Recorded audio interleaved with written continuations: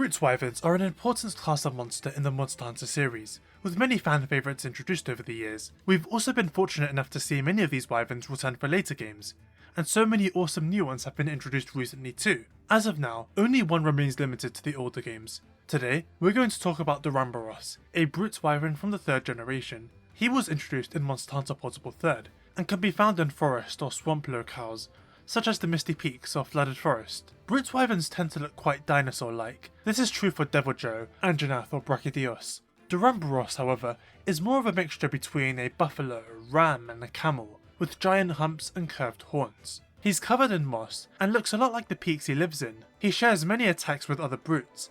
He can charge like Baroth and bites like Deduction, but what really sets him apart is his tail. It's large and round, shaped like a hammer, and he can swing it around to smack his opponents. He can smack it down while reversing, and the impacts are massive enough to cause tremors in the ground. This gave Duramboros a very unique style of fighting at the time, especially when compared to so many other Brute Wyverns. Few of them could use their tail to this extent. His most infamous attack has him begin swinging his tail, and swinging, around and around before taking off into the air, landing somewhere near you with a huge slam. For a monster introduced so long ago on the PSP, this attack is crazy, using his tail as a counterweight and temporarily being able to swing it and himself into the air. For something so massive, it is a sight to behold every single time. There's a fair bit of science behind it too, because Duramboros can use the attack in several ways. He can do a short version where he only goes up slightly, a longer version where he'll fly up higher, but lay on the ground for longer, and an overcharge where he accidentally goes flying in a random direction. This makes him quite similar to the actual hammer weapon in an amusing way. And if he's exhausted, he can sometimes fail to perform the attack and flop over on the ground. His humps are major weak points and are rarely accessible, so this is the perfect time to attack them. The spinning hammer attack is rather long, but getting past his tail and striking his legs can cause him to topple over, which can make for a really fun dynamic. If you're outside the range of his tail, it can be very tempting to try running in, but can you make it? If not, you'll get smacked back again and again. I find this particularly fun in Generations Ultimate, where you can use Valor style to parry each swing. So far, Duramboros has appeared in Portable 3rd, 3 Ultimate, Generations and Generations Ultimate. In 3 Ultimate, there's a G-rank only subspecies called Rust Duramboros. He's encountered exclusively in the Sandy Plains. Aside from being bigger and much pinker, his tail looks more like an axe than a hammer, and he can cause sand to erupt from the ground with his impacts. When you attempt to sever tails in Monster Hunter, you can aim for the shaft or the very end. Both deal severing damage and will eventually cut it off entirely. When I first faced Duramboros in Portable 3rd, I really went for his tail shaft. I tried to sever it by attacking with my longsword and nothing happened. I later realised that it was impossible to do. The tail cannot be severed. However, you can remove the tail case by attacking the hammer itself, which causes it to fall on the floor and can also weaken his tail attacks by removing their tremors. But the tail remains intact and you can never sever it entirely. Duramboros is the start of an interesting trend where Monster Hunter games reduce how much of a tail comes off when you sever it. For some newer monsters, it tends to be almost nothing. Consider Rathalos. When you sever his tail, a huge chunk falls off. This doesn't only grant you an additional carve, but it reduces the range on all his tail attacks, which does make him slightly easier. This goes for all monsters with prominent tails, Brachydios, Deduction, and it can be particularly helpful with harmful tails such as young Garugas or Rathians. But if you were able to sever Duramboros' tail, he would lose access to the hammer, and therefore most, if not all of his unique attacks. I believe he is the first of his kind in this regard, and it does mark an interesting shift where monsters started becoming more unique.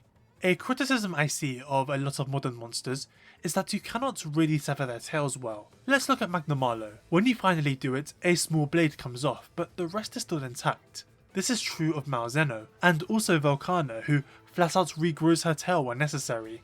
Sunbreak Soragios simply loses a tail spike, which is different from 4 Ultimate where you cut the entire thing off. When he returned for Wilds, they restored the aspects, which is quite interesting. This is kind of an unavoidable problem. As monsters get more complicated, you can't really let people fully sever their tails, otherwise you begin to limit what they can actually do. Magnamalo would be unable to boost around. Malzeno would be unable to turf or Lunagaron. Monsters that use parts like these kind of need them, so you can't just take them away. Duramboros would lose half of his moveset if you removed his hammer, so he keeps it. I just find it interesting that he's very much patient zero for this conundrum. Duramboros' armour and weapons are very bulky and often asymmetrical, decorated with his horns, ridges, and parts of his tail. Rust Duramboros' armour is a brownish pink.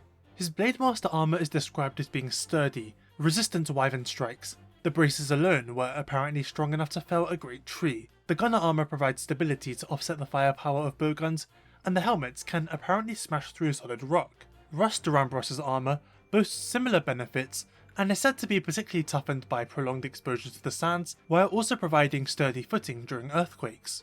His weapons too incorporate parts of his design, with his horns and ridges often making up the blades. I'm particularly fond of the hammer for just being his tail, with the horns holding it in place. His longsword is designed to look like a giant scythe, with the horn making up the blade. His switch axe is also really interesting.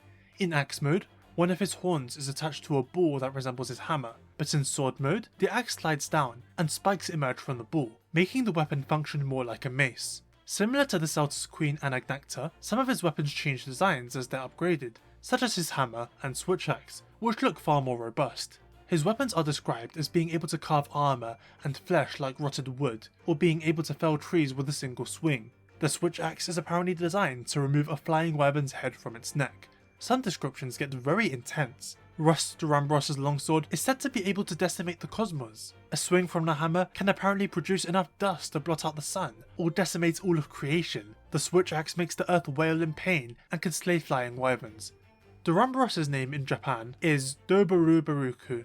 He was given an English name in 3 Ultimates. The localizers wanted something similar to the Japanese name, and they based it around 3 words. Duro, which is Italian for hard, Ambulat, which is Latin for walk, and Oros, which is Greek for mountain. So, he became Duramboros. This information came from Andrew Alfonso's old localization blogs for 3 Ultimates. Like all subspecies, Duramboros' desert self needed a name in English. They called him Rust, because of his red-brownish colour.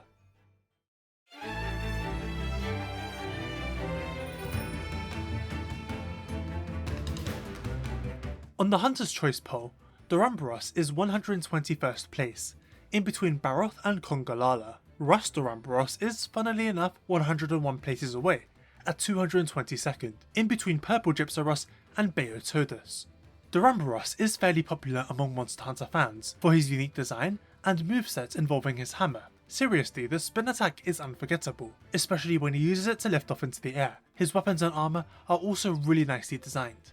I personally really like him, but only in the Misty Peaks. Something about the music really fits his fight, in a way the Flooded Forest and GU Swamp definitely do not. The only problem with Duramboros that I have is that his fight is kind of easily solved. You treat him like a cross between Deviljho and Baroth until he starts spinning, and then you attack his legs, knock him over, and then attack his humps. Later games make him more interesting, by varying the time he'll release the hammer, and the attack itself is very risk-reward if you can't get to his legs in time. Rust Duramboros is kind of forgettable though, created in an era where subspecies only started being more interesting, but some were just lacking. Rust feels like he exists to check off a box in a way, and it's kind of a shame.